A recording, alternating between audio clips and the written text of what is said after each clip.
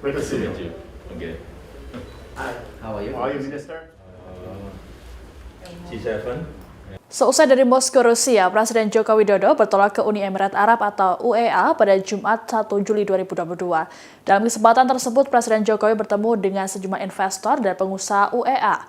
Ada banyak hal yang dibahas selain soal investasi, juga terkait dengan pembangunan ibu kota negara IKN Nusantara. Menteri Erick Thohir yang ikut dalam rombongan mengungkapkan, dalam pertemuan ini investor dan pengusaha UEA optimis dengan kerjasama yang dilakukan dua negara.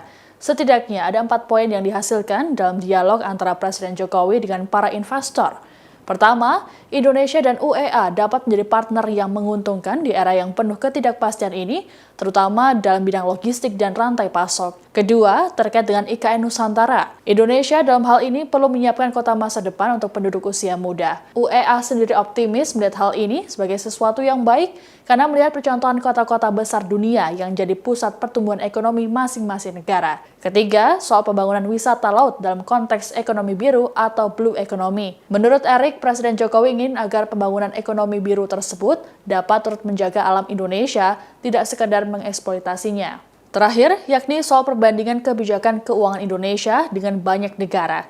Erick berujar hal ini dilakukan agar Indonesia dapat lebih kompetitif dan terus menjaring investasi. Dalam pertemuan ini, selain Erick Thohir, Presiden Jokowi juga didampingi oleh Menteri Perdagangan Zulkifli Hasan, Duta Besar RI untuk UEA Husin Bagis, Kepala Badan Otorita IKN Nusantara Bambang Susantono, dan Kepala Indonesia Investment Authority atau INA Rida Wirakusuma. Itulah tadi pertemuan dengan Bapak Presiden dengan beberapa perusahaan investasi dari tentu Abu Dhabi, di mana mereka sangat optimis untuk bekerja sama dalam beberapa proyek yang bisa disinergikan untuk antara dua negara, yaitu UAE Abu Dhabi dengan tentunya Indonesia. Nah, Indonesia dengan UAE ini bisa menjadi partner yang saling menguntungkan.